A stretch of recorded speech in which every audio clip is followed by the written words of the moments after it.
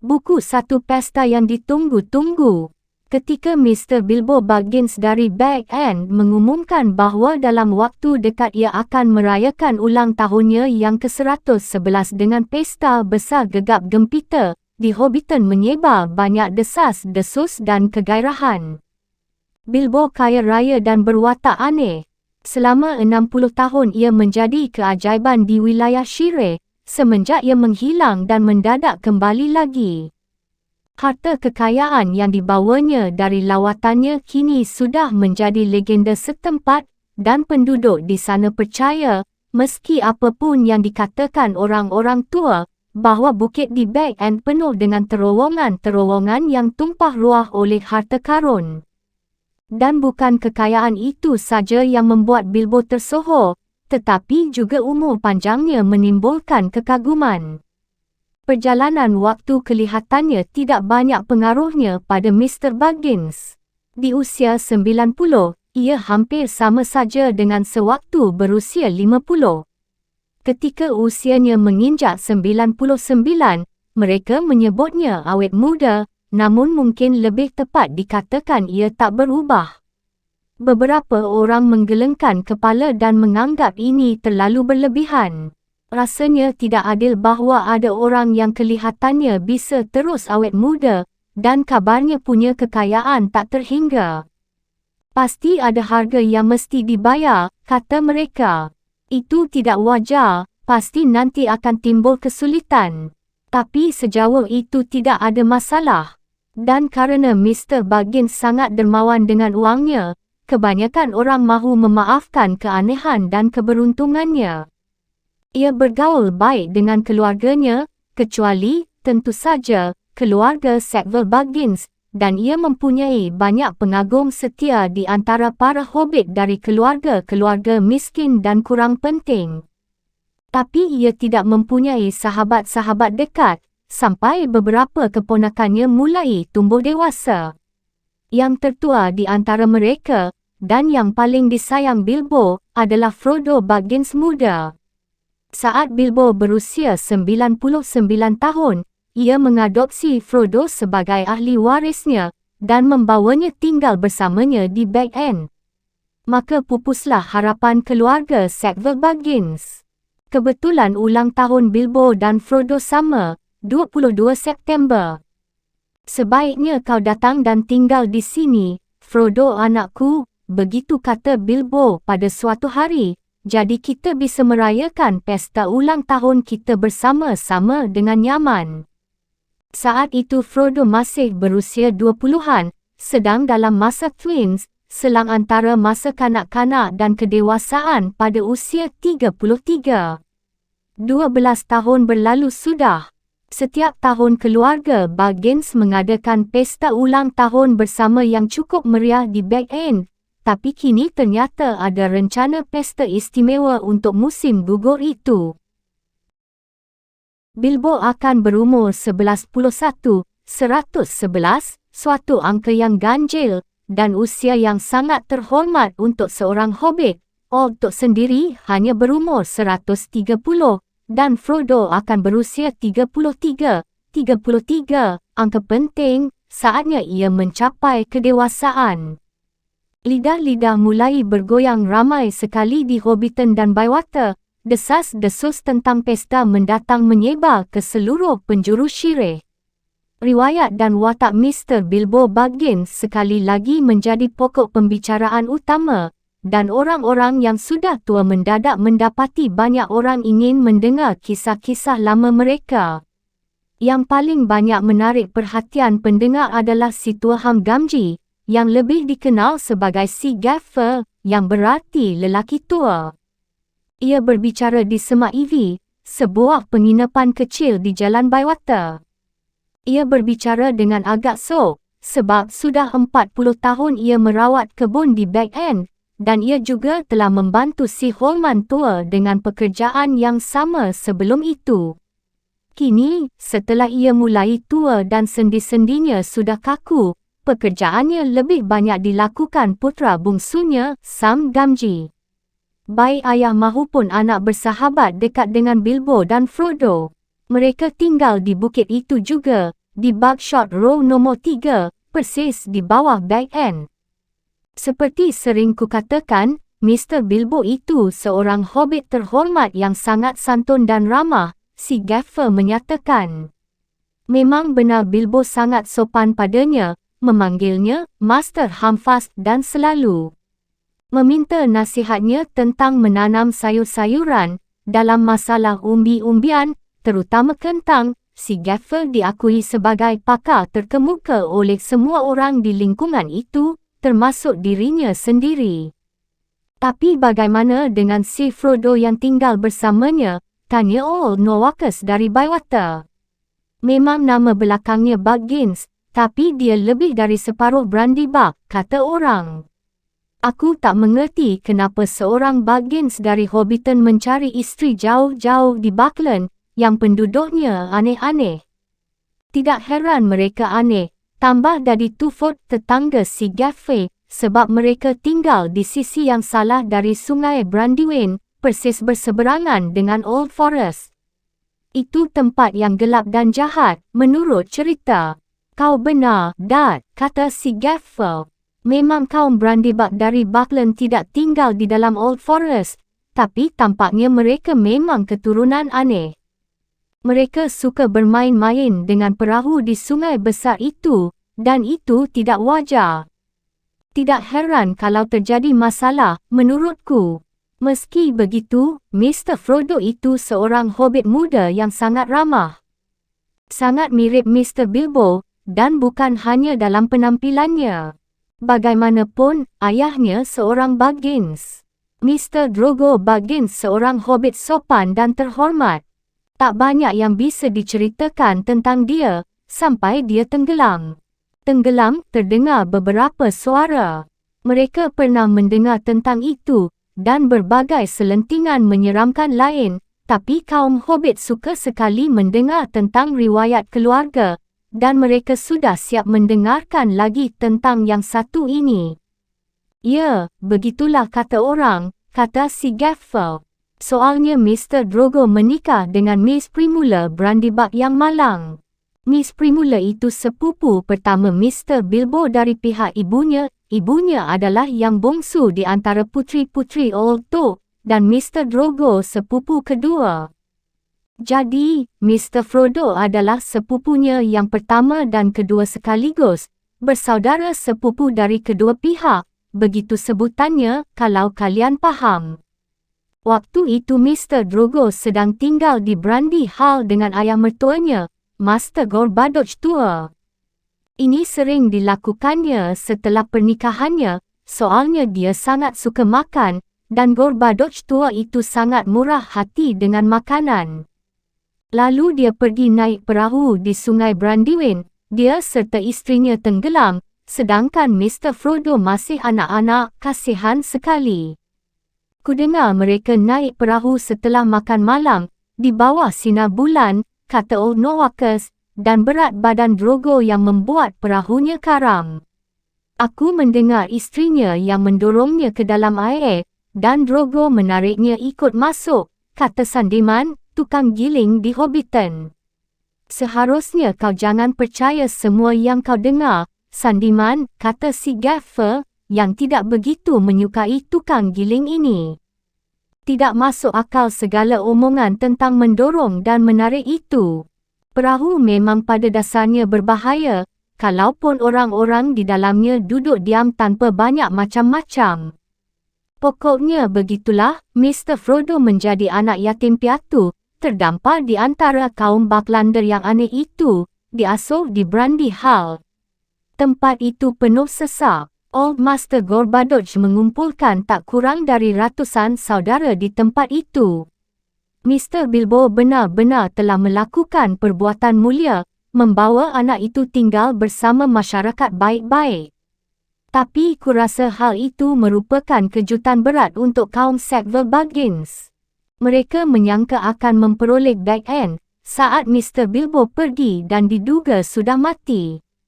Ternyata dia kembali dan menyuruh mereka pergi, lalu dia masih hidup terus, dan malah tidak pernah kelihatan bertambah tua. Lalu mendadak dia menyodorkan seorang pewaris, dan sudah mengurus semua surat-suratnya.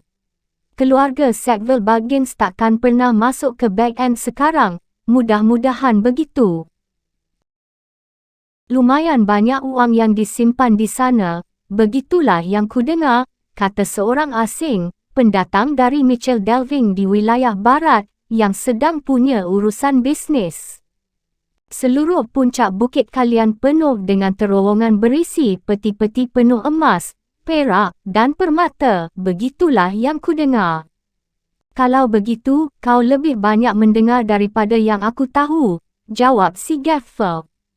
Aku sama sekali tidak tahu tentang permata, Mr. Bilbo royal sekali dengan wangnya, dan kelihatannya dia tidak kekurangan, tapi aku tidak tahu tentang terowongan apapun. Aku bertemu Mr. Bilbo ketika dia kembali, sekitar 60 tahun yang lalu, saat aku masih remaja. Waktu itu aku belum lama membantu Holman tua, kerana dia sepupu ayahku, tapi dia membawaku ke back end untuk membantunya menjaga kebun supaya tidak diinjak-injak dan dikacaukan orang-orang sementara penjualan sedang berlangsung. Di tengah-tengah itu semua, Mr. Bilbo datang mendaki bukit dengan seekor kuda kecil, beberapa kantong yang sangat besar, dan beberapa peti. Aku tak ragu bahawa kebanyakan berisi harta yang diperolehnya di negeri-negeri asing, di mana ada gunung-gunung emas, kata orang, tapi harta itu tak cukup banyak untuk mengisi terowongan. Tapi putraku Sam pasti lebih banyak tahu tentang itu. Dia suka keluar masuk back end. Dia keranjingan kisah-kisah zaman dulu, dan selalu mendengarkan semua cerita Mr. Bilbo. Mr. Bilbo yang mengajari Sam membaca, tanpa bermaksud buruk, camkan itu, dan kuharap tidak bakal timbul masalah karenanya. Peri dan naga, kataku padanya. Kol dan kentang lebih baik buatmu dan buatku. Jangan mencampuri urusan majikanmu, atau kau akan mendapat masalah yang terlalu besar untukmu, begitulah kukatakan padanya. Dan itu boleh kukatakan pada yang lain-lain juga, tambah si Gaffer sambil memandang si orang asing dan si tukang giling. Tetapi para pendengarnya tidak percaya. Legenda tentang kekayaan Bilbo sekarang sudah terpatri kuat dalam benak generasi muda kaum Hobbit.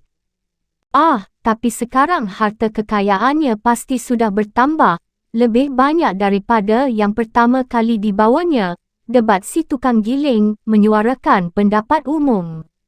Dia sering pergi jauh, dan lihatlah orang-orang aneh yang mengunjunginya. Kurcaci-kurcaci datang di malam hari, dan penyihir pengembara itu, si Gandalf, dan sebagainya. Kau boleh omong sesukamu, Gaffer, tapi back end itu tempat yang aneh, dan penghuninya lebih aneh lagi. Dan kau juga boleh omong sesukamu, tentang apa yang tidak lebih banyak kau ketahui daripada tentang urusan naik perahu itu, Mr. Sandiman, jawab si Gaffer dengan ketus, semakin tidak menyukai tukang giling itu. Kalau itu kau sebut aneh, ada lagi yang lebih aneh di sekitar sini. Ada orang-orang yang tinggalnya tidak terlalu jauh dari sini, yang tidak mahu menawarkan segelas bir pada teman, walaupun mereka tinggal di dalam liang berdinding emas. Tapi di back end mereka mengikuti aturan kesopanan dengan baik. Sam bilang semua akan diundang ke pesta, dan akan ada hadiah-hadiah, camkan itu, hadiah untuk semuanya, bulan ini juga. Bulan itu bulan September dan cuacanya bagus sekali. Sekitar 1-2 hari kemudian, tersebar selentingan, mungkin dimulai oleh Sam yang sudah tahu, tentang akan adanya kembang api yang belum pernah disaksikan lagi di Shire selama hampir lebih dari seabad, semenjak Old Tok meninggal. Hari-hari berlalu dan hari H semakin dekat. Suatu sore, sebuah kereta aneh berisi bungkusan-bungkusan yang juga tampak aneh bergulir masuk ke Hobbiton, mendaki bukit, menuju back end. Kaum Hobbit yang tercengang mengintip melongo dari ambang-ambang pintu yang diterangi lampu. Kereta itu dikemudikan orang-orang aneh dan asing, yang menyanyikan lagu-lagu aneh, orang-orang kerdil dengan janggut panjang dan kerudung lebar. Beberapa di antara mereka tetap tinggal di Back End. Pada akhir minggu kedua bulan September, sebuah kereta datang melalui Bywater dari arah Jembatan Brandywine di siang hari bolong. Kereta itu dikemudikan oleh seorang lelaki tua. Ia memakai topi tinggi runcing berwarna biru, jubah panjang kelabu, dan selendang perak. Ia mempunyai janggut panjang putih dan alis tebal panjang yang menjulur keluar dari bawah pinggiran topinya. Anak-anak Hobbit kecil berlari-lari di belakang kereta sepanjang kota Hobbiton, sampai ke atas bukit. Mereka menduga kereta itu bermuatan kembang api, dan ternyata benar. Di depan pintu masuk rumah Bilbo, orang tua itu mulai menurunkan muatannya. Ada berkas-berkas besar kembang api dari segala macam bentuk dan jenis, masing-masing diberi label dengan huruf G merah besar dan huruf peri. Tentu saja itu lambang Gandalf, dan orang tua itu Gandalf sang penyihir, yang disyirik tersohor kerana kepiawaiannya dengan api, asap dan cahaya. Pekerjaannya yang sebenarnya jauh lebih sulit dan berbahaya, tapi penduduk syirik tidak tahu menahu tentang itu. Bagi mereka, Gandalf hanya salah satu hiburan pada acara pesta. Karena itulah gairah anak-anak Hobbit menggebu-gebu. G untuk gede, teriak mereka, dan pria tua itu tersenyum. Mereka kenal wajahnya, meski ia hanya sesekali muncul di Hobbiton dan tidak pernah tinggal lama. Tetapi anak-anak itu mahupun orang-orang lainnya, kecuali orang-orang tertua di antara para tetua mereka, belum pernah melihat pertunjukan kembang apinya yang sudah menjadi legenda masa lalu. Ketika pria tua itu selesai menurunkan muatannya, dibantu oleh Bilbo dan beberapa kurcaci, Bilbo membagi-bagikan uang receh. Tapi tak satu pun petasan dibagikan, dan ini sangat mengecewakan para penonton. Pergilah sekarang, kata Gandalf. Nanti kalian akan mendapat banyak kembang api, kalau sudah waktunya. Lalu ia menghilang ke dalam bersama Bilbo, dan pintu ditutup. Para Hobbit kecil itu memandangi pintu dengan sia-sia untuk beberapa saat, lalu pergi sambil memendam perasaan seakan-akan hari pesta takkan pernah datang. Di dalam Back End, Bilbo dan Gandalf duduk di sebuah ruangan kecil, di depan jendela terbuka yang menghadap pemandangan kebun di sebelah barat. Siang itu cerah dan damai. Bunga-bunga bersinar merah dan keemasan, snapdragon, bunga matahari, dan nasturtian merambati seluruh tembok tanah dan mengintip ke dalam jendela-jendela bundar. Kebunmu kelihatan cerah sekali, kata Gandalf. Ya, kata Bilbo. Memang aku sangat menyukai kebunku, dan bahkan seluruh syirik ini, tapi rasanya aku butuh liburan. Jadi, maksudmu kau akan tetap melaksanakan rencanamu? Benar, aku sudah mengambil keputusan itu beberapa bulan yang lalu, dan belum berubah pikiran. Baiklah, tak perlu dibahas lagi. Tetaplah pada rencanamu, seluruh rencanamu. Perhatikan itu dan kuharap itu akan membawa manfaat terbaik bagimu dan bagi kita semua. Kuharap begitu. Bagaimanapun, aku berniat menikmati hari Khamis nanti dan melakukan kelakar kecilku. Siapa yang akan tertawa? Ya, kata Gandalf sambil menggelengkan kepala. Kita lihat saja nanti, kata Bilbo. Hari berikutnya lebih banyak lagi kereta mendaki bukit. Lagi dan lagi. Mungkin ada pihak-pihak yang mengeluh tentang transaksi setempat, tetapi minggu itu juga berbagai pesanan mulai mengalir dari Back End untuk segala macam perbekalan, bahan-bahan pokok atau kemewahan yang bisa diperoleh di Hobbiton, Bywater atau di mana pun di lingkungan tersebut. Orang-orang mulai bergairah, mereka mulai menandai hari-hari di kalender, dan dengan penuh semangat mereka menunggu tukang pos mengharapkan undangan. Tak lama kemudian, undangan-undangan mulai mengalir, kantor pos Hobbiton kewalahan, dan kantor pos Baiwata terendam surat, sampai-sampai asisten-asisten tukang pos relawan dipanggil. Aliran tukang pos seakan tak ada habisnya mendaki bukit, membawa ratusan variasi sopan ucapan terima kasih, aku pasti datang. Di gerbang back end dipasang pengumuman, dilarang masuk, kecuali untuk keperluan pesta.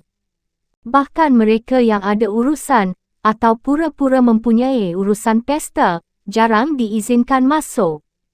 Bilbo sibuk sekali, menulis undangan, menandai jawaban, membungkus hadiah, dan membuat beberapa persiapan pribadi.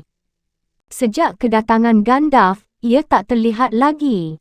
Suatu pagi, kaum Hobbit bangun dan menemukan lapangan luas di sebelah selatan pintu masuk rumah Bilbo tertutup tambang dan tiang untuk tenda dan pavilion.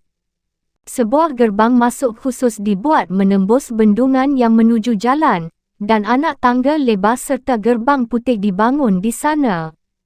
Ketiga keluarga Hobbit di Buckshot Row, yang bersebelahan dengan lapangan itu, sangat tertarik dan dicemburui secara luas. Gaffer Gamgee bahkan berhenti pura-pura bekerja di kebunnya. Tenda-tenda mulai berdiri. Ada sebuah pavilion istimewa, begitu besar sampai-sampai pohon yang tumbuh di lapangan itu ada di dalamnya, berdiri dengan bangga di dekat salah satu ujungnya, di kepala meja utama. Lentera-lentera digantung pada dahan-dahannya. Yang lebih menjanjikan lagi, dalam benak Hobbit, sebuah dapur terbuka yang luar biasa besar dibangun di pojok utara lapangan. Sederet tukang masak dari setiap penginapan dan rumah makan sekitarnya, datang untuk ditambahkan kepada kaum kurcaci dan makhluk-makhluk aneh lainnya yang tinggal di back end. Kegairahan memuncak, lalu cuaca berubah mendung. Itu terjadi pada hari Rabu sore sebelum pesta. Orang-orang menjadi sangat cemas. Lalu Khamis, tanggal 22 September akhirnya datang juga. Matahari terbit, awan-awan lenyap, bendera-bendera dikibarkan, dan kegembiraan dimulai. Bilbo Baggins menyebut acara ini pesta, tapi sebenarnya ini merupakan beragam hiburan yang digabungkan jadi satu. Boleh dikatakan semua orang yang lingual di dekatnya diundang. Beberapa ada yang terlupa tanpa sengaja, tapi kerana mereka tol datang juga, maka tidak ada masalah. Banyak orang dari luar syirik juga diundang, bahkan ada beberapa dari luar perbatasan. Bilbo sendiri yang menemui para tamu, dan tambahannya, di gerbang baru berwarna putih. Ia memberikan hadiah-hadiah kepada orang-orang yang tak terhitung banyaknya. Ada orang-orang yang keluar lewat jalan belakang dan masuk lagi dari gerbang. Kaum Hobbit memang biasa memberikan hadiah kepada orang lain di hari ulang tahun mereka. Bukan hadiah mewah biasanya, dan tidak begitu berlebihan seperti pada pesta ini. Tapi itu bukan kebiasaan buruk. Sebenarnya di Hobbiton dan Baiwata setiap hari adalah ulang tahun seseorang, jadi setiap Hobbit di wilayah itu punya kesempatan untuk setidaknya mendapat satu hadiah, sekurang-kurangnya sekali seminggu. Tapi mereka tak pernah bosan. Pada kesempatan ini, hadiah-hadiahnya luar biasa bagus. Anak-anak Hobbit begitu gembira, sampai hampir lupa makan. Ada macam-macam mainan yang belum pernah mereka lihat, semuanya indah dan beberapa pasti mempunyai daya sihir. Banyak di antaranya sudah dipesan setahun sebelumnya, dan datang dari Glinting dan Daleh, buatan asli para kurcaci.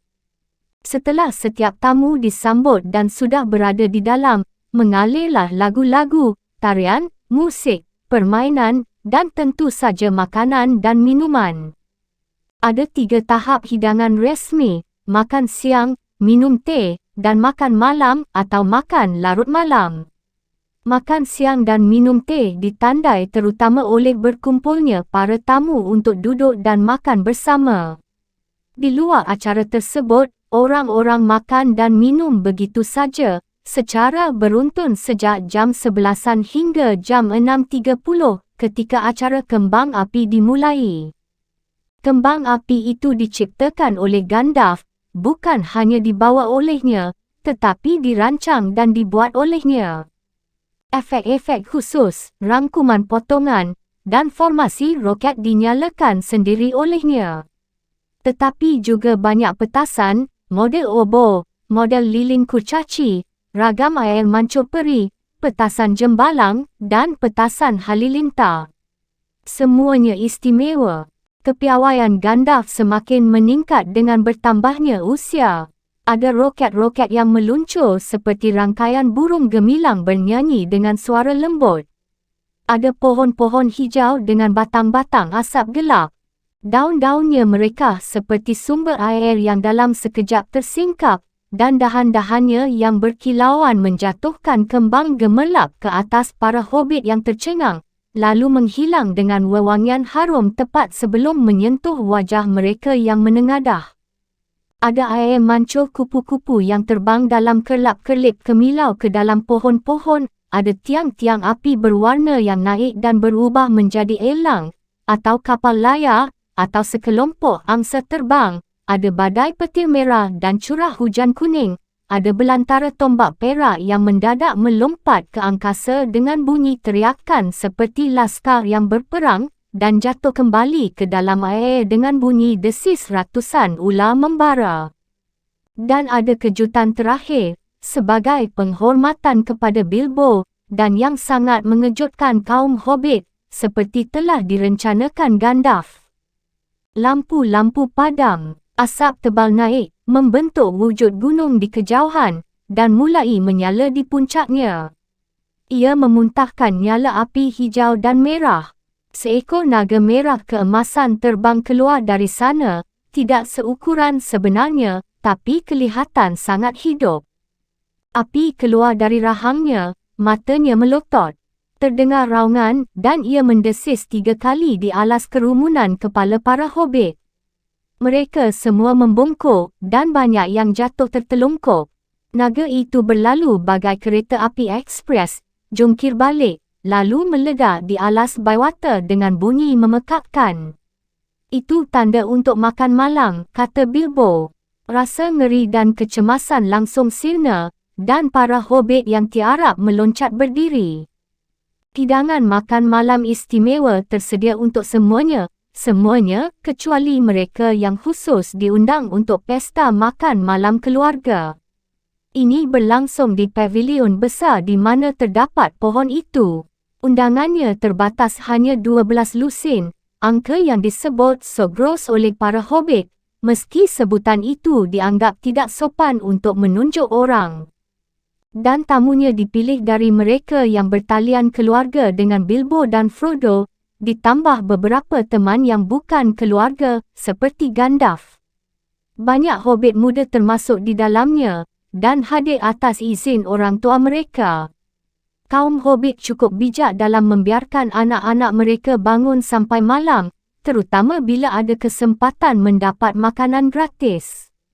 Membesarkan hobbit-hobbit kecil membutuhkan banyak makanan.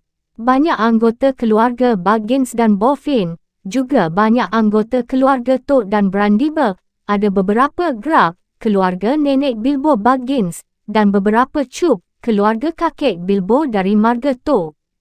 Dan beberapa dari keluarga Burrows, Bolger, Bracegirdle, Brockhouse, Goodbody, Hornblower, dan Proudfoot. Beberapa di antara mereka hanya kerabat jauh Bilbo, dan beberapa bahkan belum pernah ke Hobbiton, kerana mereka tinggal di daerah-daerah terpencil di Shire. Keluarga Sackville Baggins tidak dilupakan. Oso dan isterinya Lobelia hadir juga. Mereka tidak menyukai Bilbo dan membenci Frodo, tetapi kartu undangannya begitu indah, ditulis dengan tinta emas, sampai mereka merasa tak mampu menolak. Lagi pula, sepupu mereka, Bilbo, sudah bertahun-tahun mengkhususkan diri dalam hal makanan, dan hidangan-hidangannya sudah terkenal lezat. Ke-144 tamu itu mengharapkan pesta yang menyenangkan, walau mereka agak takut pada pidato Sang Man Rumah sesudahnya, acara yang tak terelakkan. Ia suka bertelih-telih memasukkan bagian yang disebutnya puisi, dan kadang-kadang, setelah minum segelas dua gelas, ia akan menyinggung petualangan tak masuk akal dari perjalanannya yang misterius. Tamu-tamu tidak kecewa, mereka menikmati pesta yang sangat menyenangkan, bahkan hiburan yang sangat memukau, mewah, berlimpah-limpah, beraneka ragam, dan berkepanjangan. Selama minggu-minggu berikutnya, hampir tidak ada sama sekali pembelian makanan di wilayah itu. Tapi berhubung hidangan makanan Bilbo sudah menghabiskan persediaan hampir semua toko, gudang bawah tanah, dan gudang-gudang sejauh bermil-mil di sekitarnya, maka hal itu tidak menjadi masalah. Setelah pesta kurang lebih menyusullah pidato. Meski begitu, kebanyakan kelompok itu kini sudah bersuasana hati toleran, dalam tahap yang mereka sebut mengisi pojok-pojok. Mereka meneguk minuman favorit mereka, menggigit makanan lezat kesukaan mereka, dan kecemasan mereka terlupakan. Mereka sudah siap mendengarkan apapun, dan bersorak-sorai pada setiap akhir kalimat. Hadirin yang baik, Bilbo memulai, bangkit berdiri di tempatnya. Dengar, dengar, dengar, mereka berteriak, dan terus mengulanginya bersamaan, meski tampaknya enggan mengikuti anjuran mereka sendiri.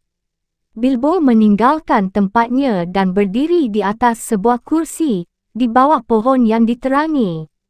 Cahaya lentera jatuh di wajahnya yang berseri-seri, kancing-kancing emas berkilauan di rompi sutranya yang bersulam. Mereka semua bisa melihatnya berdiri, melambaikan satu tangan di udara, tangan satunya ada di saku celananya.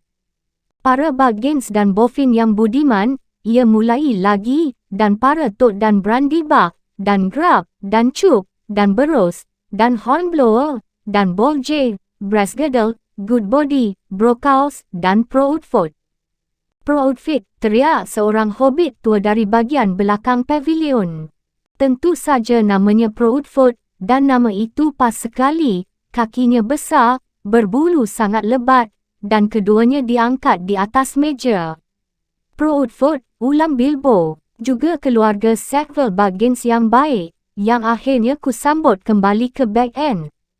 Hari ini hari ulang tahunku yang ke-111, usiaku 11 hari ini. Kura, kura. Panjang umur, teriak mereka, dan dengan gembira mereka memukul-mukul meja-meja. Bilbo hebat sekali. Inilah jenis pidato yang mereka sukai, pendek dan jelas. Kuharap kalian semua bergembira, seperti aku sendiri. Sorak memekakkan. Seruan ya dan tidak. Bunyi berisik terompet, seruling, dan alat musik lainnya terdengar. Seperti sudah diceritakan tadi, banyak sekali anak muda hobbit yang hadir. Ratusan petasan sudah diledakkan. Kebanyakan bertanda dalih. Kebanyakan hobbit tidak memahami maksudnya, tapi mereka semua setuju petasannya luar biasa bagus. Petasan-petasan itu berisi alat-alat musik, kecil, tapi buatannya sempurna dan mengeluarkan bunyi-bunyian memukau. Bahkan di salah satu pojok beberapa Toad dan Brandybuck muda, yang menyangka Paman Bilbo sudah selesai, kerana jelas ia sudah mengucapkan semua yang penting, sekarang membentuk orkes dadakan dan memulai irama dansa ceria. Master Everard Toad dan Miss Melilut Brandybuck naik ke atas meja, dan dengan lonceng di tangan mereka mulai menari Springle Ring. Sebuah tarian manis, tetapi agak dahsyat. Tetapi Bilbo belum selesai. Ia merebut terompet dari seorang anak muda di dekatnya, dan membunyikannya 3 kali dengan keras. Suara berisik mereda. Aku tidak akan lama, teriak Bilbo. Teriakan riuh dari semuanya. Aku memanggil kalian semua ke sini untuk tujuan tertentu. Ada sesuatu dalam caranya mengatakan itu, yang membuat orang-orang terkesan. Keadaan hampir senyap, dan 1-2 kaum untuk memasang telinga. Bahkan untuk 3 tujuan. Pertama, untuk menyampaikan bahawa aku sangat menyayangi kalian semua, dan 11-11 tahun adalah waktu yang terlalu pendek untuk hidup di antara hobbit-hobbit yang begitu istimewa dan mengagumkan. Ledakan seruan setuju yang hebat. Sebagian dari kalian tidak aku kenal sebaik yang kuinginkan, dan aku menyukai kurang dari separuh dari kalian sebesar separuh dari yang pantas kalian peroleh. Ini agak tak terduga dan rumit kedengarannya. Ada bunyi tepuk tangan di sana-sini, tapi kebanyakan dari mereka berusaha memikirkan ucapan Bilbo tadi, dan mereka reka apakah itu suatu pujian. Kedua, untuk merayakan ulang tahunku. Sorak-sorai lagi. Seharusnya ku katakan, ulang tahun kami. Karena, tentu saja, ini juga ulang tahun ahli waris dan keponakanku, Frodo. Dia menjadi dewasa dan menerima warisannya hari ini.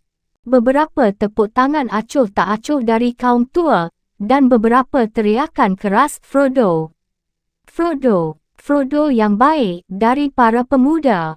Keluarga Sackville Baggins mengerutkan dahi, dan bertanya dalam hati, apa artinya menerima warisannya.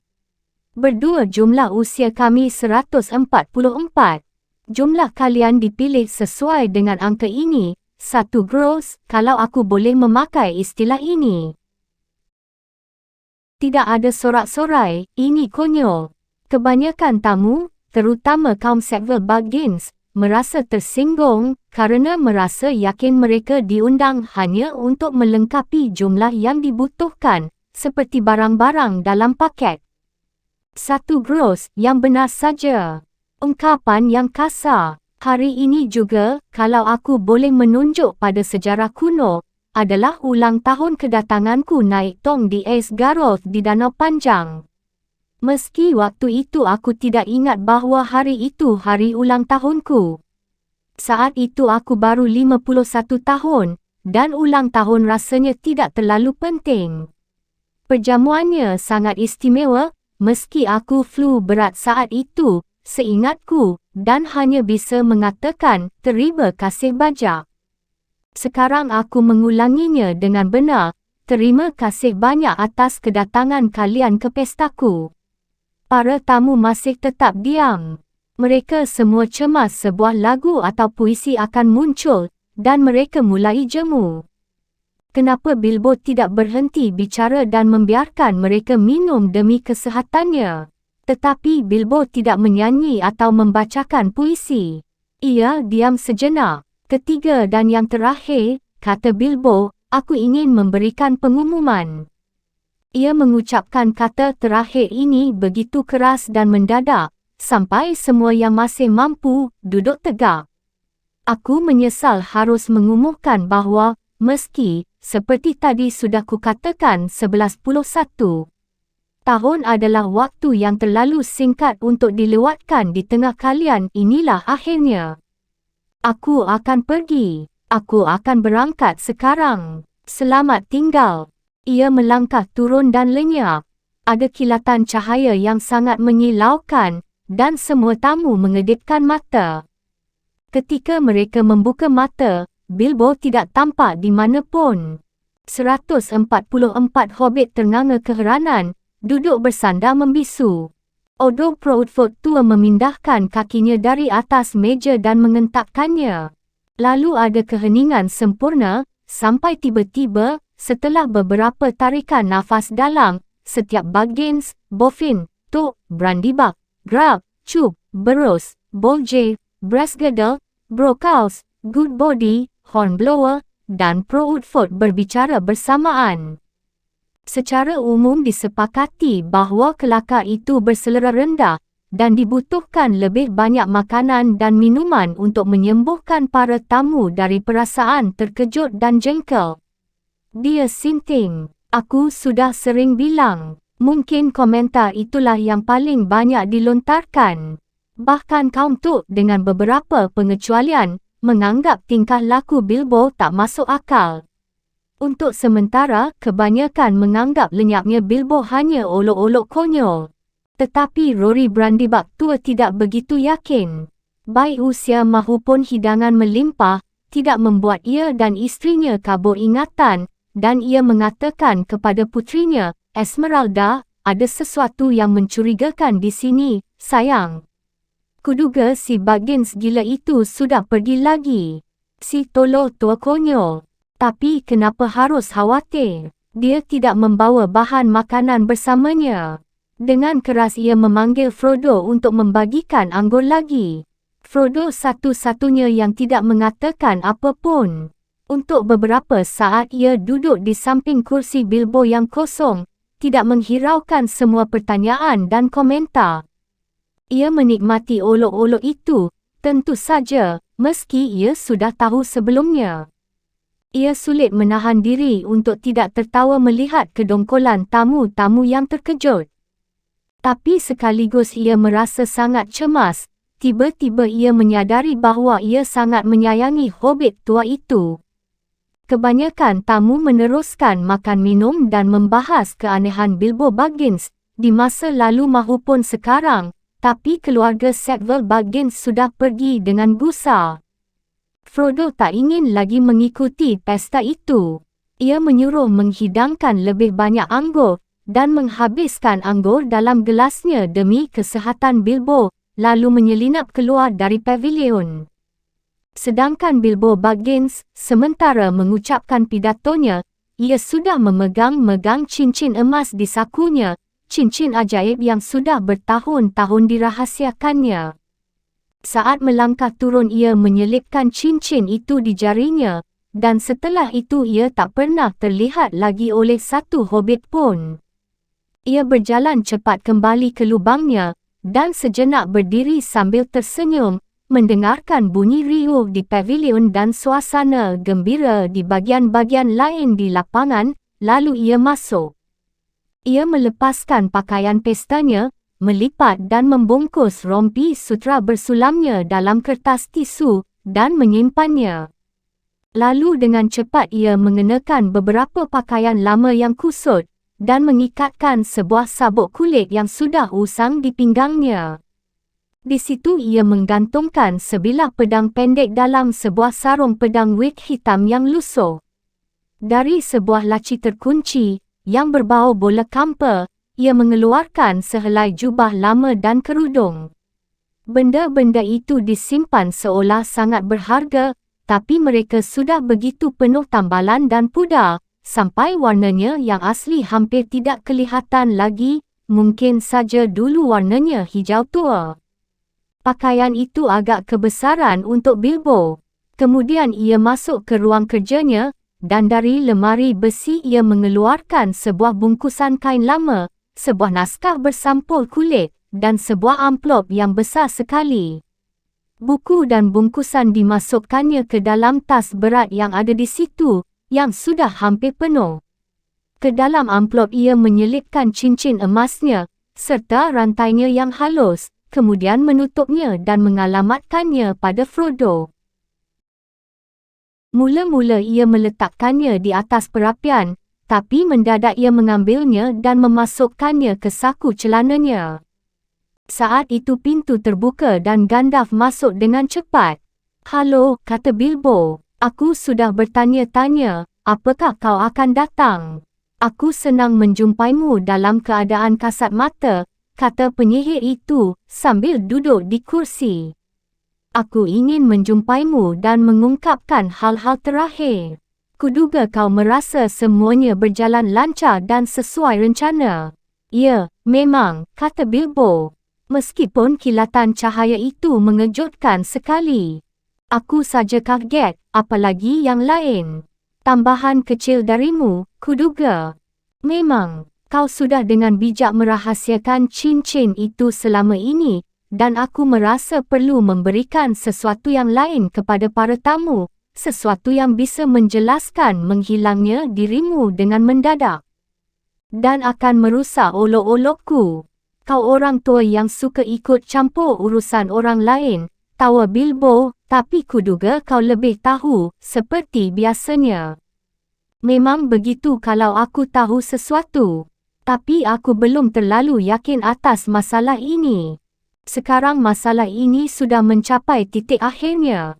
Kau sudah menikmati kelakarmu, membuat cemas atau menyinggung sebagian besar kerabatmu, dan memberikan bahan omongan pada seluruh syirih untuk dibahas selama 9 hari, atau 99 hari mungkin lebih tepat. Apa kau akan melanjutkannya? Ya, aku merasa butuh liburan panjang sekali, seperti sudah kukatakan padamu. Mungkin liburan untuk selamanya, aku tidak memperkirakan akan kembali lagi. Bahkan sebenarnya aku tidak bermaksud untuk kembali, dan aku sudah mengatur semuanya. Aku sudah tua, Gandalf. Mungkin dari luar tidak kelihatan, tapi aku sudah mulai merasakannya jauh di dalam hatiku. Awet muda, dengus Bilbo. Bah, aku merasa tipis sekali, seperti terulur, kalau kau mengerti maksudku. Seperti mentega yang dioleskan pada terlalu banyak roti. Itu pasti tidak baik. Aku butuh perubahan, atau semacamnya. Gandalf menatapnya dengan aneh dan tajam. Tidak, memang kelihatannya tidak baik, katanya sambil merenung. Tidak, bagaimanapun kupikir rencanamu mungkin yang terbaik. Baiklah, bagaimanapun aku sudah mengambil keputusan. Aku ingin melihat gunung-gunung lagi, Gandalf, gunung-gunung, lalu menemukan tempat untuk aku bisa beristirahat.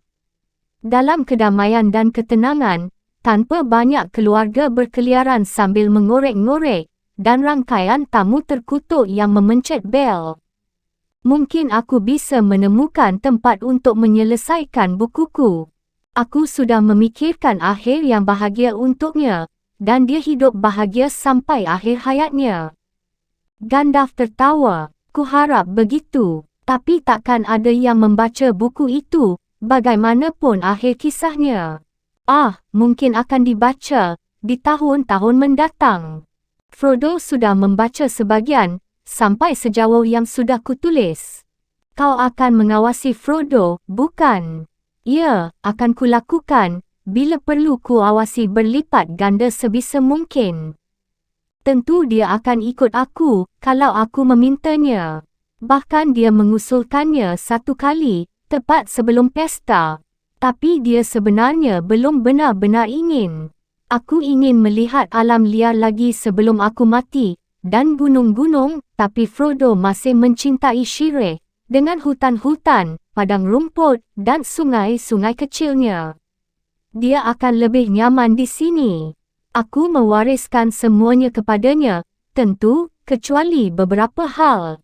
Kuharap dia bahagia, bila sudah terbiasa sendirian. Sudah saatnya dia menjalani hidupnya sendiri sekarang. Semuanya, kata Gandalf. Cincin itu juga. Kau sepakat tentang itu, ingat itu. Baiklah, ya, mungkin begitu, kata Bilbo terbata-bata. Di mana cincin itu? Di dalam amplop. Kalau kau mahu tahu, kata Bilbo tak sabar. Di sana, di atas perapian. Oh tidak, ada di sini, di saku bajuku. Ia ragu. Bukankah aneh rasanya sekarang, kata Bilbo perlahan kepada dirinya sendiri. Ya, bagaimanapun, kenapa tidak? Kenapa cincin ini tidak tetap di sini saja? Gandalf menatap Bilbo dengan tajam, ada kilauan di matanya.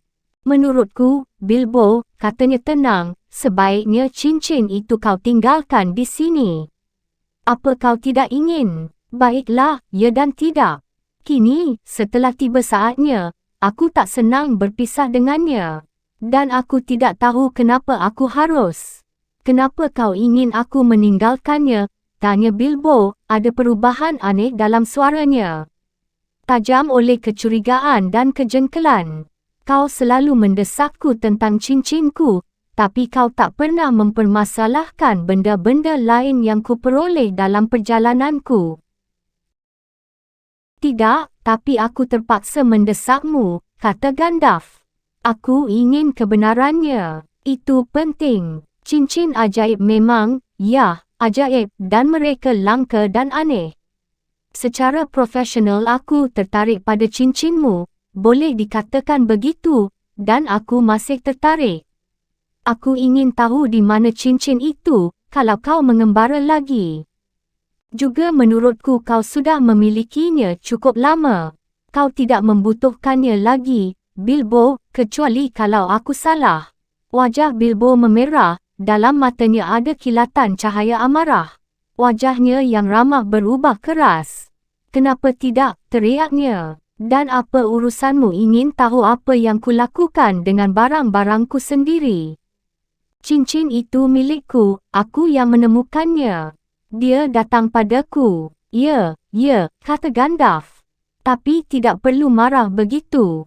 Kalau aku marah, itu salahmu, kata Bilbo. Sudah ku bilang cincin itu milikku. Milikku, kesayanganku. Ya, kesayanganku. Wajah sang penyihir tetap suram dan penuh perhatian, dan hanya sedikit kilatan dalam matanya menunjukkan bahawa ia kaget dan bahkan cemas. Pernah ada yang berkata begitu, kata Gandalf, tapi bukan kau. Tapi kini aku yang mengatakannya. Dan mengapa tidak? Meski dulu Gollum juga pernah berkata begitu, sekarang cincin ini bukan miliknya, tapi milikku. Dan aku akan menyimpannya, kataku. Gandalf berdiri. Ia berbicara dengan tegas. Kau bodoh kalau begitu, Bilbo, katanya. Semakin jelas dengan setiap kata yang kau ucapkan. Cincin itu sudah terlalu jauh menguasai dirimu. Lepaskanlah, lalu kau bisa pergi dan bebas. Aku akan berbuat sesuka hatiku dan pergi semahuku, kata Bilbo keras kepala. Ayo, hobbitku sayang, kata Gandalf. Kita sudah lama bersahabat, dan kau berhutang padaku. Ayolah. Lakukan seperti yang sudah kau janjikan, lepaskan. Baiklah, kalau kau sendiri menginginkan cincinku, katakan saja, seru Bilbo. Tapi kau takkan mendapatkannya. Aku tidak akan memberikan barang kesayanganku, camkan itu. Tangan Bilbo mendekati pangkal pedang kecilnya. Mata Gandalf berkilauan. Sebentar lagi giliranku untuk marah, katanya. Kalau kau mengucapkan itu lagi, aku akan marah. Lalu kau akan melihat Gandalf tanpa jubah. Ia maju selangkah ke arah Bilbo, dan tampaknya ia menjadi lebih tinggi dan mengancam. Bayangannya memenuhi seluruh ruangan itu. Bilbo mundur ke dinding, terengah-engah, tangannya mencengkeram saku celananya. Untuk beberapa saat mereka berdiri berhadapan, dan udara di ruangan itu menggelenyar. Mata Gandalf tetap terarah pada Bilbo. Perlahan tangan Bilbo mengendur, dan ia mulai gemetar. Entah kenapa kau ini, Gandalf, kata Bilbo. Kau belum pernah seperti ini. Apa sih masalahnya? Cincin ini kan milikku. Aku menemukannya, dan Gollum akan membunuhku seandainya aku tidak tetap memegangnya. Aku bukan pencuri, apapun yang dikatakannya. Aku tidak pernah menyebutmu pencuri, jawab Gandalf. Dan aku juga bukan pencuri. Aku bukan mencoba merampokmu, tapi membantumu. Kuharap kau mempercayaiku, seperti biasanya.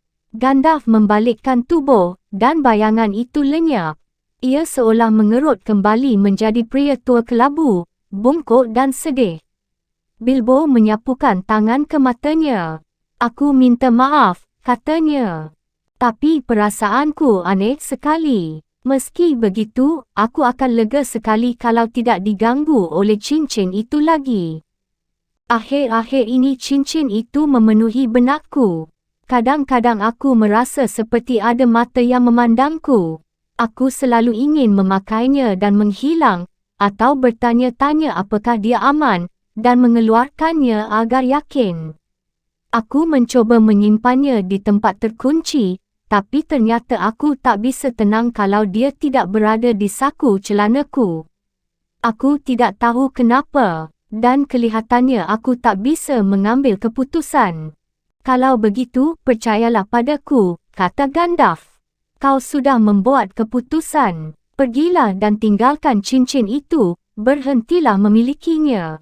Berikan pada Frodo, dan aku akan mengawasinya. Sejenak Bilbo berdiri tegang, tak bisa memutuskan. Akhirnya ia mendesah. Baiklah, katanya dengan enggan. Akan kulakukan. Lalu ia angkat bahu dan tersenyum agak sedih. Bagaimanapun, memang itulah tujuan pesta ini sebenarnya, untuk memberikan banyak hadiah ulang tahun, sekaligus supaya lebih mudah melepaskan cincin itu. Ternyata tetap saja tidak menjadi lebih mudah, tapi akan sayang sekali semua persiapanku. Akan merusak kelakarku. Memang, tujuan utama seluruh kegiatan ini jadi sia-sia, kata Gandalf. Baiklah, kata Bilbo, cincin akan beralih pada Frodo dengan semua barang lain. Ia menarik nafas panjang. Dan sekarang aku benar-benar harus pergi, atau akan ada yang memergoki aku. Aku sudah mengucapkan selamat tinggal, dan aku tidak tahan kalau harus mengulanginya lagi. Ia mengangkat tasnya dan beranjak ke pintu. Cincin itu masih ada di saku celanamu, kata Gandalf. Baiklah, memang, seru Bilbo. Juga surat wasiatku dan semua dokumen lainnya. Sebaiknya kau mengambilnya dan menyerahkannya untukku. Itu paling aman. Tidak, jangan berikan cincin itu padaku, kata Gandalf. Letakkan di atas perapian. Akan cukup aman di sana, sampai Frodo datang. Aku akan menunggunya. Bilbo mengeluarkan amplopnya. Tapi tepat ketika ia akan meletakkannya di dekat jam, tangannya tersentak ke belakang, dan bungkusan itu jatuh ke lantai. Sebelum Bilbo bisa memungutnya, Gandalf sudah membungkuk dan mengambil amplop itu, lalu meletakkannya di tempatnya. Wajah Bilbo sekejap mengejang penuh kemarahan. Tapi mendadak kemarahannya lenyap dan wajahnya berubah penuh kelegaan dan tawa gembira. Baiklah, sudah beres, kata Bilbo. Sekarang aku berangkat, mereka keluar ke lorong. Bilbo memilih tongkat kesukaannya dari tempat penyimpanannya, lalu ia bersiul. 3 orang kerdil muncul dari ruang-ruang berlainan, di mana mereka sibuk selama ini. Sudah siapkah semuanya? Tanya Bilbo. Semua sudah dikemas dan diberi label. Semuanya sudah, jawab mereka. Kalau begitu, mari kita berangkat. Bilbo keluar dari pintu depan. Malam itu cuaca cerah, langit hitam dihiasi bintang-bintang. Bilbo menengadah, menghirup udara luar, menyenangkan sekali. Sangat menyenangkan bisa pergi lagi, berada di jalan dengan para kurcaci. Inilah yang kudambakan selama bertahun-tahun. Selamat tinggal, kata Bilbo, memandang rumahnya dan membungkuk kepada pintunya. Selamat tinggal, Gandalf. Selamat jalan, untuk sementara, Bilbo. Jaga dirimu sendiri, kau sudah cukup tua, dan mungkin cukup bijaksana. Jaga diri, aku tak peduli. Kau jangan cemas tentang aku, belum pernah aku sebahagia sekarang, dan itu sangat besar artinya. Tapi saatnya sudah tiba. Akhirnya aku bisa pergi, tambah Bilbo, lalu dengan suara rendah, seolah hanya kepada dirinya sendiri, ia bernyanyi perlahan dalam kegelapan. Jalan ini tak ada habisnya dari pintu tempat ia bermula. Terbentang hingga di kejauhan sana, mesti ku jalani sedapat aku bisa, kaki letih tapi ku berjalan juga, sampai ku dapati jalan yang lebih lega di mana banyak jalur dan urusan bertemu. Lalu ke mana, tak tahulah aku. Bilbo berhenti diam sejenak. Lalu tanpa sepatah kata lagi ia membalikkan badannya dari lampu-lampu dan suara-suara di lapangan dan tendah, dan diikuti ketiga pendampingnya ia berjalan memutar di kebunnya, berderap menuruni jalan panjang yang curam. Setiba di bawah, ia melompati pagar semak di bagian yang rendah, lalu berjalan ke arah padang rumput, menghilang ke dalam kegelapan malam, bagai desiran angin di tengah rerumputan. Untuk beberapa saat Gandalf tetap berdiri di sana, memandang ke dalam kegelapan. Selamat jalan, Bilbo yang baik, sampai pertemuan kita berikutnya, katanya perlahan, lalu ia masuk kembali. Tak lama kemudian Frodo masuk, dan menemukan Gandalf duduk dalam kegelapan sedang merenung. Apa dia sudah pergi? Tanya Frodo. Ya, jawab Gandalf. Akhirnya dia pergi. Seandainya saja, maksudku, sampai tadi sore aku masih berharap bahawa ini hanya olok-olok saja, kata Frodo. Tapi dalam hati aku tahu dia memang berniat pergi. Dia selalu berkelakar tentang hal-hal yang serius. Coba aku kembali lebih awal, biar bisa melihatnya pergi.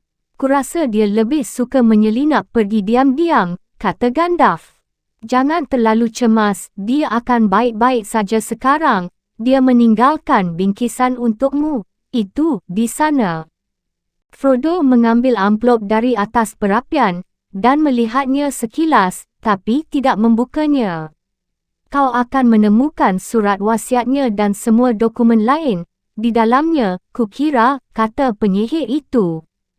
Kini kaulah penguasa Bag End, dan kau akan menemukan cincin emas juga di dalam amplop itu. Cincin itu, seru Frodo. Dia meninggalkannya untukku, aneh, kenapa? Tapi mungkin cincin itu bisa bermanfaat. Mungkin ya, mungkin tidak, kata Gandalf. Sebaiknya tidak digunakan, kalau aku jadi kau. Tapi rahasiakan terus, dan simpanlah dengan aman, sekarang aku mahu tidur. Sebagai tuan rumah Bag End, Frodo merasa wajib berpamitan dengan para tamu, meskipun ia enggan. Selentingan tentang peristiwa-peristiwa ajaib sekarang sudah menyebar di seantero lapangan, tapi Frodo hanya mahu mengatakan pasti semuanya akan beres besok pagi. Sekitar tengah malam, kereta-kereta berdatangan menjemput orang-orang penting. Satu demi satu kereta itu berguling menghilang, penuh penumpang hobbit yang kenyang tapi tak puas. Tukang-tukang kebun yang sudah dipesan berdatangan, dan dengan gerobak dorong memulangkan mereka yang tak sengaja tertinggal. Malam berlalu lamban, matahari terbit, para hobbit bangun agak lebih siang. Pagi terus merayap, orang-orang datang dan mulai membongkar pavilion dan meja-meja serta kursi, sendok-sendok, pisau, botol dan piring, lentera-lentera, serta semak-semak berbunga dalam kotak-kotak, remah-remah dan kertas petasan, kantong-kantong yang terlupakan, sarung tangan dan sapu tangan, dan hidangan yang tidak termakan, hanya sedikit sekali. Lalu sejumlah orang lain datang, tanpa disuruh, dari keluarga Baggins, Boffin, Bolger, Tok, dan tamu-tamu lain yang tinggal di dekat situ. Tengah hari, ketika orang-orang yang sudah kenyang sekalipun telah berkeliaran lagi, ada kerumunan besar di Bag End. Tak diundang tapi bukan tak terduga. Frodo menunggu di anak tangga, tersenyum, tapi kelihatan agak letih dan cemas. Ia menyambut semua pengunjung, tapi tak bisa menyampaikan lebih banyak daripada sebelumnya. Jawabannya atas semua pertanyaan hanya ini, Mr. Bilbo Baggins sudah pergi, sejauh yang ku ketahui, untuk selamanya. Beberapa tamu dipersilakannya masuk, karena Bilbo meninggalkan pesan untuk mereka. Di koridor ada tumpukan besar berbagai bingkisan, paket, dan perabot rumah kecil. Setiap benda dipasangi label, ada beberapa label semacam ini, untuk Adelat Tok, untuk dirinya sendiri, dari Bilbo, pada sebuah payung. Adelat sudah sering membawa pergi payung Bilbo tanpa label. Untuk Dora Baggins, untuk mengenang surat menyurat yang panjang, teriring kasih sayang dari Bilbo, pada sebuah keranjang sampah besar. Dora adik perempuan Drogo dan saudara wanita tertua Bilbo dan Frodo yang masih hidup. Usianya 99, dan ia sudah menulis berlembar-lembar kertas penuh nasihat bagus selama lebih dari separuh abad. Untuk Milo Burrows, mudah-mudahan akan bermanfaat, dari Bibi, pada sebuah pena emas beserta botol tinta. Milo tak pernah membalas surat. Untuk dipakai Angelika, dari Paman Bilbo, pada sebuah cermin bulat cembung. Ia seorang remaja Baggins, dan jelas menganggap wajahnya sendiri cantik. Untuk koleksi Hago Brassgedel, dari seorang penyumbang, pada sebuah rak buku kosong. Hago sering meminjam buku, dan jarang, bahkan tidak pernah mengembalikannya. Untuk Lobelia Sackville Baggins, sebagai hadiah, pada sebuah kotak berisi sendok-sendok perak. Bilbo yakin Lobelia mengambil banyak sendoknya ketika ia sedang pergi mengembara dulu. Lobelia tahu betul itu. Ketika ia datang agak siang hari itu, ia langsung memahaminya, tapi ia tetap mengambil sendok-sendok itu. Itu hanya sebahagian kecil dari kumpulan hadiah tersebut. Rumah Bilbo sudah agak kacau dengan barang-barang yang dikumpulkannya sepanjang hidupnya. Memang lubang Hobbit cenderung penuh sesak. Penyebab utama adalah kebiasaan memberikan hadiah ulang tahun. Tentu saja tidak semua hadiah ulang tahun selalu baru. Ada 1-2 madhom yang gunanya sudah terlupakan, yang sudah berkeliling di seluruh wilayah. Tapi Bilbo biasanya memberikan hadiah baru dan menyimpan hadiah yang diterimanya. Lubang lama sekarang agak dikosongkan. Setiap hadiah perpisahan diberi label yang ditulis secara pribadi oleh Bilbo dan beberapa mempunyai maksud tertentu atau merupakan kelakar. Tapi tentu saja kebanyakan hadiah diberikan pada orang-orang yang memang menginginkannya dan menyambutnya dengan baik. Kaum Hobbit miskin, terutama mereka yang tinggal di Buckshot Row, bernasib cukup baik. Gaffer Gamgee tua mendapat 2 karung kentang, sekop baru, rompi wool, dan sebotol minyak gosok untuk sendi-sendi yang gemerutuk. Sebagai balasan atas keramahannya menerima kunjungan Bilbo, Rory Brandybuck tua mendapat selusin botol Old Vineyards, anggur merah keras dari wilayah selatan, yang kini sudah cukup matang kerana dulu disimpan ayah Bilbo. Rory memaafkan Bilbo dan menyebutnya orang baik sekali setelah ia menghabiskan botol pertama. Banyak sekali yang ditinggalkan untuk Frodo. Dan tentu saja, semua harta utama, serta buku-buku, gambar, dan banyak sekali perabot rumah menjadi milik Frodo. Namun tak ada tanda-tanda atau berita tentang wang atau perhiasan, tak ada satu peni pun atau manik-manik kaca yang dibagikan. Siang itu melelahkan sekali untuk Frodo. Desas-desus keliru bahawa seluruh isi rumah itu akan dibagikan gratis menyebar sangat cepat, dan dalam sekejap rumah itu penuh sesak dengan orang-orang yang sebenarnya tidak punya urusan di sana, tapi tak bisa ditolak. Label-label mulai terlepas dan tercampur aduk, dan timbul pertengkaran. Beberapa orang mencuba melakukan pertukaran dan transaksi di koridor, yang lain mencuba mengambil benda-benda kecil yang tidak dimaksudkan untuk mereka, atau barang apa saja yang tampaknya tidak dibutuhkan atau dijaga. Jalan ke gerbang tertutup oleh gerobak dan kereta. Di tengah keruwetan itu muncul keluarga Sackville Baggins. Frodo sedang istirahat sejenak dan membiarkan sahabatnya Merry Brandybuck mengawasi keadaan. Ketika Oso dengan nyaring menuntut bertemu dengan Frodo, Merry membungkuk sopan. Dia tidak bisa, kata Merry, dia sedang istirahat. Bersembunyi, maksudmu, kata Lobelia. Pokoknya kami mahu bertemu dengannya, dan itu tekad kami, pergi dan beritahu dia. Merry meninggalkan mereka lama sekali di koridor, dan mereka sempat menemukan hadiah perpisahan mereka yang berupa sendok-sendok. Hal itu tidak membuat suasana hati mereka jadi lebih baik. Akhirnya mereka dibawa ke ruang kerja. Frodo sedang duduk di belakang meja, dengan banyak sekali berkas di depannya. Ia kelihatan enggan untuk menemui pasangan Sackville Baggins, dan ia bangkit berdiri sambil memegang-megang sesuatu dengan gelisah di dalam saku bajunya. Tapi ia berbicara dengan sangat sopan. Pasangan Sackville Baggins agak kurang sopan. Mereka mulai dengan menawar murah, seperti di antara teman-teman, berbagai benda berharga yang tidak ada labelnya.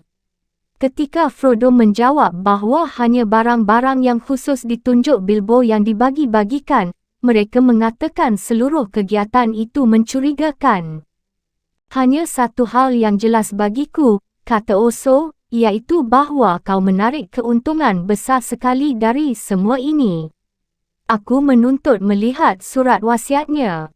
Sebenarnya Oso lah yang akan menjadi ahli waris jika Frodo tidak diadopsi sebagai anak oleh Bilbo. Oso membaca surat wasiat tersebut dengan saksama dan mendengus. Sayang sekali, surat wasiat itu sangat jelas dan benar menurut kebiasaan hukum para hobbit yang antara lain mensyaratkan 7 tanda tangan saksi memakai tinta merah. Gagal lagi, kata Oso kepada isterinya. Setelah menunggu 60 tahun. Sendok-sendok. Omong kosong, ia menjentikkan jarinya di bawah hidung Frodo dan pergi. Tapi Lobelia tidak begitu mudah disingkirkan. Sejenak kemudian, Frodo keluar dari ruang kerja untuk melihat keadaan dan menemukan Lobelia masih berkeliaran di rumah itu, memeriksa sudut-sudut dan pojok-pojok dan mengetuk-ngetuk lantai. Frodo dengan tegas menuntunnya keluar dari rumah setelah mengambil kembali beberapa benda kecil tapi berharga yang entah bagaimana sudah jatuh ke dalam payung Lobelia. Ekspresi wajah wanita itu menyiratkan ia sedang memikirkan komentar perpisahan yang pedas, tapi sambil membalikkan badannya di tangga, ia hanya bisa mengatakan, "Kau akan menyesal, anak muda, kenapa kau tidak pergi juga? Kau tidak berhak berada di sini, kau bukan Baggins kau seorang Brandybuck, kau dengar itu, Merry." "Itu sebuah penghinaan," kata Frodo sambil menutup pintu di belakang Lobelia. "Itu justru pujian," kata Merry Brandybuck, "dan karenanya, tentu tidak benar." Lalu mereka berkeliling di lubang itu dan mengusir 3 anak muda hobbit, 2 bofin dan 1 boljer, yang sedang menggedor dinding, membuat lubang di salah satu gudang bawah tanah. Frodo juga bergumul dengan Sancho Proudfoot muda, iaitu cucu Odo Proudfoot tua, yang sudah memulai penggalian di dapur besar kerana mengira mendengar bunyi gema di sana. Legenda tentang emas Bilbo menimbulkan harapan dan perasaan ingin tahu kerana emas yang sudah menjadi legenda yang diperoleh secara misterius atau bahkan secara tidak wajar secara umum menjadi milik siapa pun yang menemukannya kecuali bila pencariannya terhalang. Ketika Frodo sudah berhasil mengatasi Sancho dan mendorongnya keluar, ia jatuh terkulai di kursi di koridor. "Sudah saatnya menyudahi kegiatan, Merry," katanya. "Kuncilah pintu dan jangan buka untuk siapa pun lagi hari ini, meski mereka membawa palu godam." Lalu ia pergi menyegarkan diri dengan secangkir teh yang sudah dingin. Baru saja ia duduk, terdengar ketukan pelan di pintu depan. "Paling-paling Lobelia lagi," pikir Frodo. Pasti dia sudah memikirkan sesuatu yang sangat keji dan kembali untuk mengucapkannya, biar saja dia menunggu. Ia melanjutkan minum teh. Ketukan itu berulang, lebih keras, tapi Frodo tidak mengacuhkannya. Tiba-tiba kepala Gandalf si penyihir muncul di jendela. "Kalau kau tidak membiarkan aku masuk, Frodo, akan kudobrak pintumu sampai menembus rumahmu dan keluar ke bukit," katanya. "Gandalfku yang baik." "Sebentar," seru Frodo, lalu ia lari keluar ruangan, menuju pintu. Masuk, kukira kau Lobelia. Kalau begitu, aku memaafkanmu." Tapi beberapa saat yang lalu aku melihatnya mengendarai kereta kuda menuju Bywater dengan ekspresi yang bisa membuat susu segar mengental. Dia hampir saja membuatku mengental. "Benar, aku sudah hampir mencoba memakai cincin Bilbo, aku ingin sekali menghilang." "Jangan lakukan itu," kata Gandalf sambil duduk. "Berhati-hatilah dengan cincin itu, Frodo. Malah sebenarnya sebagian alasanku datang kemari kerana aku ingin menyampaikan sesuatu." "Jadi, kenapa? Apa yang sudah kau ketahui?" "Hanya yang diceritakan Bilbo, aku sudah mendengar ceritanya, bagaimana dia menemukan cincin itu dan bagaimana dia menggunakannya dalam pengembaraannya, maksudku." Kisah yang mana? Aku ingin tahu, kata Gandalf. Oh, bukan yang diceritakannya pada orang-orang kerdil dan yang ditulisnya dalam bukunya, kata Frodo. Dia menceritakan kisah sebenarnya, tak lama setelah aku mulai tinggal di sini. Katanya kau mendesaknya terus sampai dia menceritakannya padamu, jadi sebaiknya aku juga tahu. Tak ada rahasia di antara kita, Frodo, kata Bilbo, tapi cerita itu tak boleh diteruskan. Bagaimanapun, cincin itu milikku. Itu menarik sekali, kata Gandalf. Wal, bagaimana menurutmu? Kalau maksudmu isapan jempol tentang cincin yang katanya diberikan sebagai hadiah itu, ya, menurutku kisah sebenarnya jauh lebih masuk akal, dan aku tidak mengerti mengapa harus dirubah. Sangat di luar kebiasaan Bilbo, dan menurutku itu agak aneh. Aku juga berpendapat begitu. Tapi hal-hal aneh memang bisa terjadi pada orang-orang yang memiliki harta seperti itu, kalau mereka menggunakannya. Biarlah ini menjadi peringatan untukmu agar berhati-hati dengannya. Mungkin cincin itu mempunyai kekuatan-kekuatan lain, bukan sekadar membuatmu menghilang sesuka hatimu. Aku tidak mengerti, kata Frodo. Aku juga tidak, jawab Gandalf. Tapi aku mulai bertanya-tanya tentang cincin itu, terutama sejak tadi malam. Kau tak perlu khawatir, tapi kalau kau mahu memperhatikan nasihatku, gunakan sesekali saja, atau bahkan tidak sama sekali. Setidaknya kumohon kau jangan menggunakannya dengan cara apapun yang bakal menimbulkan desas-desus atau kecurigaan. Kukatakan sekali lagi, simpanlah dengan aman, dan rahasiakan. Kau misterius sekali, apa yang kau takutkan? Aku tidak yakin, maka aku tidak akan mengatakan lebih banyak. Mungkin aku bisa menceritakan sesuatu padamu kalau aku sudah kembali. Aku akan segera pergi, jadi, selamat tinggal untuk sementara ini. Ia bangkit berdiri. Segera, seru Frodo. Wah, kukira kau akan tinggal sedikitnya seminggu. Aku sudah mengharapkan bantuanmu. Memang sebenarnya maksudku begitu, tapi aku terpaksa mengubah niatku. Mungkin aku akan pergi cukup lama, tapi aku akan datang dan menemuimu lagi sesegera mungkin. Tunggulah aku akan menyelinap diam-diam. Aku tidak akan sering-sering lagi berkunjung secara terbuka ke Shire. Tampaknya aku sudah mulai tidak disukai.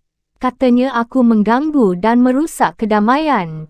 Bahkan beberapa orang menuduhku mendorong Bilbo pergi, atau lebih buruk dari itu. Kalau man tahu, katanya ada persekongkolan antara kau dan aku untuk memperoleh harta Bilbo. Keterlaluan, seru Frodo. Maksudmu Oso dan Lobelia. Jahat sekali. Aku mahu memberikan back-end dan semuanya pada mereka, asal aku bisa mendapatkan Bilbo kembali dan bisa mengembara bersamanya.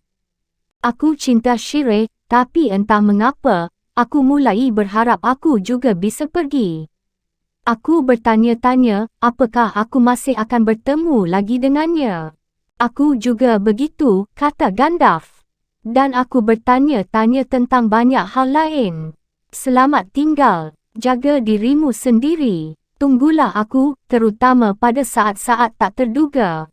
Selamat tinggal, Frodo menghantar Gandalf sampai ke pintu.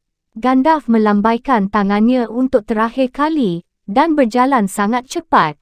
Tapi, menurut Frodo, penyihir itu berjalan bungkuk sekali, tidak seperti biasanya, seolah ia mengangkat beban yang sangat berat. Malam mulai turun, dan sosok Gandalf yang berjubah dengan cepat lenyap ditelan senja. Frodo tidak bertemu lagi dengannya untuk waktu yang sangat lama. Bayangan masa lalu, pembicaraan tidak surut dalam 9 hari, bahkan 99 hari. Lenyapnya Mr. Bilbo Baggins untuk kedua kalinya dibahas di Hobbiton, dan bahkan di seluruh penjuru Shire, selama setahun dan sehari, dan berada dalam ingatan lebih lama lagi. Cerita itu malah menjadi dongeng dekat perapian untuk kaum hobbit muda. Dan akhirnya Mr. Baggins, yang biasa menghilang mendadak, lalu muncul kembali dengan berkantong-kantong permata dan emas, menjadi tokoh legenda favorit dan tetap hidup, jauh setelah semua kejadian sebenarnya sudah dilupakan. Sementara itu, pendapat umum di lingkungan itu adalah bahawa Bilbo, yang sejak dulu memang agak sinting, rupanya benar-benar gila pada akhirnya, dan ia menghilang entah ke mana. Pasti ia jatuh ke dalam kolam atau sungai dan menemui ajal yang tragis, walau bukan dalam usia terlalu muda. Sebahagian besar kesalahan ditimpakan pada Gandalf. Kalau saja penyihir keparat itu tidak mengganggu Frodo, mungkin dia akan mapan dan bisa punya akal sehat, layaknya seorang hobbit, kata mereka. Dan tampaknya Gandalf memang tidak mengganggu Frodo, dan Frodo mulai mapan, tapi pertumbuhan akal sehat hobbitnya tidak begitu kentara. Malah ia langsung mulai melanjutkan reputasi Bilbo dalam hal keanehan. Ia menolak berkabung, dan tahun berikutnya ia mengadakan pesta untuk menghormati ulang tahun Bilbo yang ke-112, yang disebutnya Pesta Bobot 100. Tetapi sebutan itu tidak tepat sasaran, kerana hanya 20 tamu yang diundang, dan ada beberapa kali hidangan makanan berlimpah-limpah, salju makanan dan hujan minuman, menurut istilah para hobbit. Beberapa orang agak terkejut, tapi Frodo tetap mempertahankan kebiasaan mengadakan pesta ulang tahun Bilbo tahun demi tahun, sampai mereka terbiasa. Frodo mengatakan bahawa menurut pendapatnya, Bilbo tidak mati. Ketika mereka bertanya, kalau begitu, di mana dia? Ia hanya angkat bahu. Frodo hidup sendirian, seperti Bilbo dulu. Tapi ia punya cukup banyak teman, terutama di antara para hobbit muda, kebanyakan keturunan Old Toh, yang semasa kanak-kanak sangat menyukai Bilbo dan sering keluar masuk Bag End. Folco Boffin dan Fredegar Bolger adalah dua di antaranya. Tapi sahabatnya yang terdekat adalah Peregrine Toh, biasanya dipanggil Pippin, dan Merry Brandybuck, nama sebenarnya Meriadoc, tapi jarang diingat orang. Frodo sering berkeliaran di seluruh Shire bersama mereka, tapi ia lebih sering berjalan-jalan sendirian.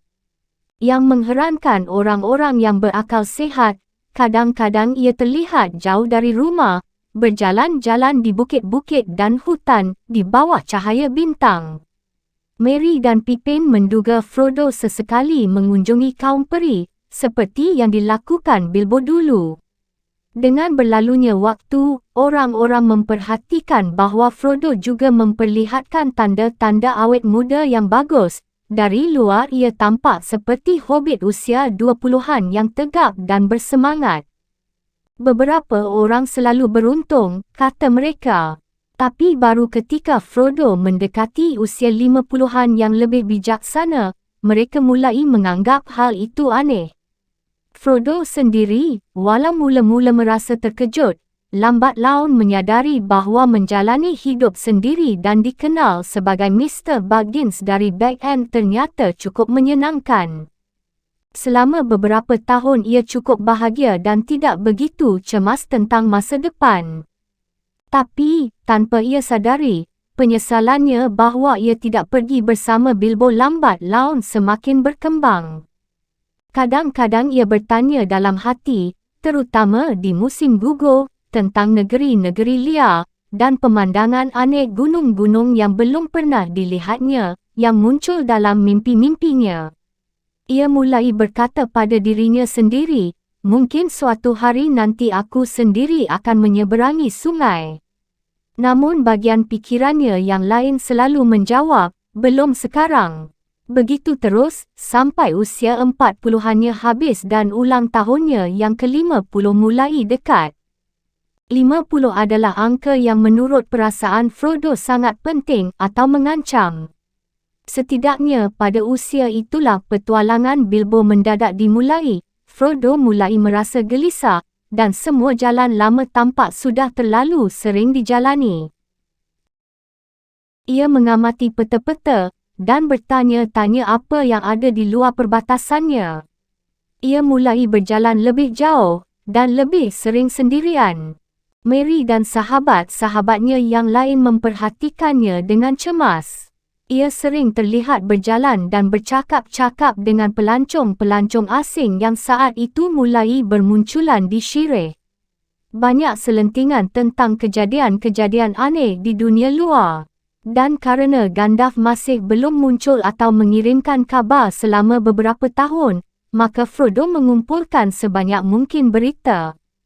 Kaum peri yang jarang berjalan di Shire, sekarang suka tampak melintas ke arah barat, melalui hutan-hutan di senja hari, lewat tapi tidak kembali. Mereka meninggalkan dunia tengah dan sudah tidak mempedulikan masalah-masalahnya. Namun banyak sekali kurcaci-kurcaci yang ada di jalan. Jalan timur barat melintasi Shire sampai ke ujungnya di Grey Havens, dan para kurcaci selama ini selalu menggunakannya dalam perjalanan ke tambang mereka di Pegunungan Biru. Merekalah sumber utama berita dari luar daerah untuk para hobbit kalau mereka ingin tahu. Biasanya kurcaci tidak banyak bicara, dan para hobbit tidak banyak bertanya. Tapi kini Frodo sering bertemu kurcaci-kurcaci asing dari negara-negara jauh yang mengungsi ke barat.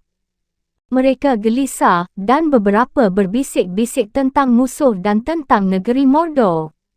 Nama itu hanya dikenal para hobbit dalam legenda-legenda masa lalu yang gelap, seperti bayangan di latar belakang ingatan mereka, tapi terasa mengancam dan meresahkan. Dulu kekuatan jahat di Mirkwood sudah diusir oleh Dewan Penasihat Putih, tapi sekarang muncul kembali dengan kekuatan berlipat ganda di benteng-benteng kuno Mordor. Kabarnya Menara Kegelapan sudah dibangun kembali. Dari sana kekuatan jahat itu menyebar sampai jauh dan luas. Di timur dan selatan banyak peperangan dan ketakutan yang semakin besar. Bangsa Orc berkembang biak lagi di pegunungan. Troll-troll berada di luar wilayah mereka, tidak lagi bodoh, tetapi cerdik dan punya senjata mengerikan. Dan ada bisik-bisik tentang makhluk-makhluk yang lebih mengerikan daripada semua yang sudah disebutkan, tetapi makhluk-makhluk itu tidak bernama. Tentu saja hanya sedikit dari berita-berita ini yang sampai ke telinga para hobbit. Tetapi bahkan hobbit yang paling tuli dan biasa tinggal di rumah pun mulai mendengar kisah-kisah aneh, dan mereka yang mempunyai urusan yang membawa mereka ke perbatasan melihat hal-hal aneh. Percakapan di Naga Hijau di Bywater pada suatu senja di tahun ke-50 usia Frodo menunjukkan bahawa bahkan di jantung Shire yang paling nyaman sekalipun beredar berbagai desas-desus, meskipun kebanyakan hobbit menertawakannya. Sam Gamgee sedang duduk di pojok dekat api, di seberangnya ada Ted Sandiman, putera si penggiling, dan ada beberapa hobbit dusun mendengarkan pembicaraan mereka. Banyak hal aneh yang terdengar akhir-akhir ini, kata Sam. Kata Ted. Tentu terdengar kalau kau dengarkan. Tapi aku bisa mendengar cerita-cerita dekat perapian dan dongeng anak-anak di rumah, kalau aku mahu. Sudah pasti, jawab Sam pedas, dan aku berani bilang cerita-cerita itu mengandung kebenaran lebih banyak daripada yang kau duga. Siapa yang mengarang cerita-cerita itu? Misalnya tentang naga. Tidak, terima kasih, kata Ted, aku tak mahu. Aku sudah mendengar tentang naga sejak aku masih kecil, tapi tak ada alasan untuk mempercayainya sekarang. Hanya ada satu naga di Bywater sekarang, dan dia hijau, kata Ted, dan semua tertawa.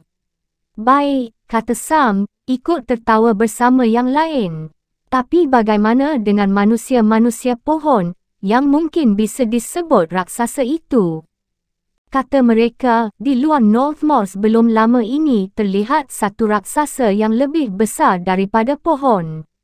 Siapa mereka? Sepupuku hal salah satunya. Dia bekerja untuk Mr. Boffin di Overhill, dan sering ke wilayah utara untuk berburu. Dia melihat sesuatu. Mengaku aku melihat, mungkin. Halmu itu selalu mengatakan melihat sesuatu. Mungkin juga dia melihat hal-hal yang sebenarnya tidak ada. Tapi yang ini sebesar pohon elm, dan berjalan setiap langkahnya sejauh 7 meter, tidak main-main. Kalau begitu, aku bertaruh itu main-main. Yang dia lihat memang pohon elm, pasti begitu.